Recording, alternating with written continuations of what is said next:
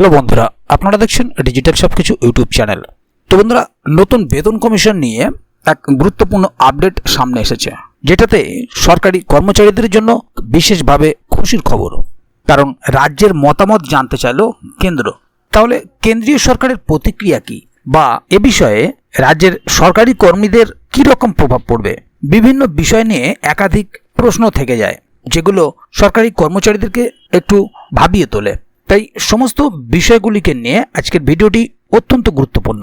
তাই পুরো বিষয়টি জানতে ভিডিওটিকে কোথাও স্কিপ না করে প্রথম থেকে শেষ অবধি পুরোটাই দেখুন মনোযোগ সহকারে, যাতে করে কোনো জায়গায় বুঝতে আপনাদের কোনো প্রকারের অসুবিধা না হয়।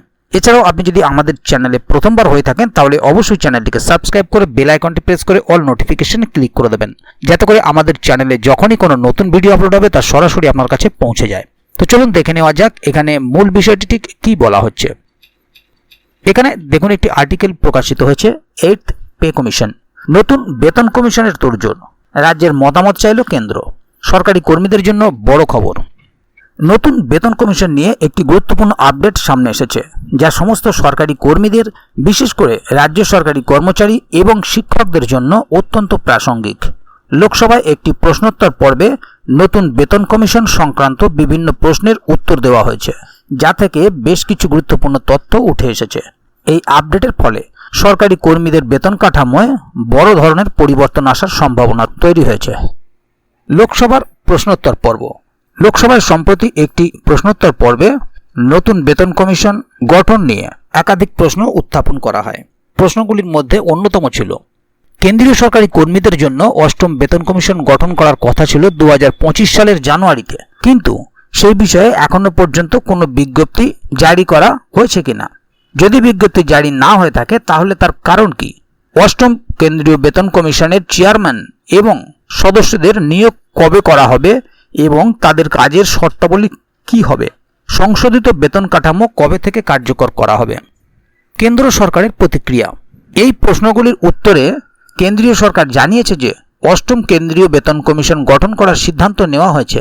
এই বিষয়ে বিভিন্ন প্রধান অংশীদারদের কাছ থেকে মতামত চাওয়া হয়েছে। এর মধ্যে রয়েছে প্রতিরক্ষা মন্ত্রক, স্বরাষ্ট্র মন্ত্রক এবং কর্মীবর্গ ও প্রশিক্ষণ বিভাগ। সবচেয়ে গুরুত্বপূর্ণ বিষয় হল, সমস্ত রাজ্য এবং কেন্দ্রশাসিত অঞ্চলগুলি থেকেও মতামত চাওয়া হয়েছে। এর থেকে স্পষ্ট যে কেন্দ্রীয় সরকার নতুন বেতন কমিশন গঠনের ক্ষেত্রে রাজ্য সরকারগুলির মতামতকে গুরুত্ব দিচ্ছে। নিয়োগ এবং বাস্তবায়ন। কেন্দ্রীয় সরকারের পক্ষ থেকে আরও জানানো হয়েছে যে সরকার আনুষ্ঠানিকভাবে কমিশন গঠনের বিজ্ঞপ্তি জারি করার পরেই চেয়ারম্যান নিয়োগ করা হবে। বেতন কমিশন তাদের সুপারিশ জমা দেওয়ার পর এবং সরকার তা গ্রহণ করার পরেই সংশোধিত বেতন কাঠামো কার্যকর করা হবে। তো বন্ধুরা, এবারে দেখে নেব রাজ্য সরকারি কর্মীদের ওপর প্রভাব।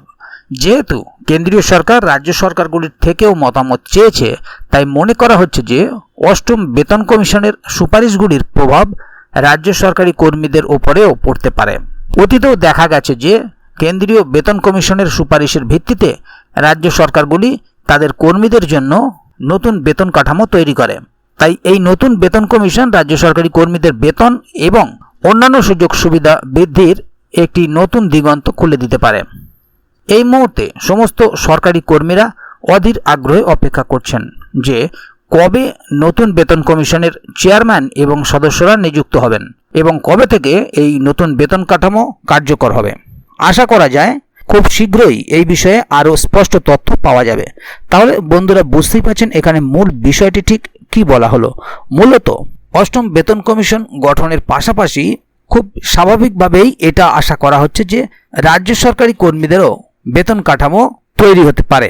তবে সমস্ত কর্মীরা একটি বিশেষ ক্ষেত্রে অপেক্ষা করে আছেন যে কবে নতুন বেতন কমিশনের চেয়ারম্যান এবং সদস্য নিযুক্ত হবেন। পাশাপাশি এ বিষয় নিয়ে আরও নতুন তথ্য আপনাদের সামনে আসবে।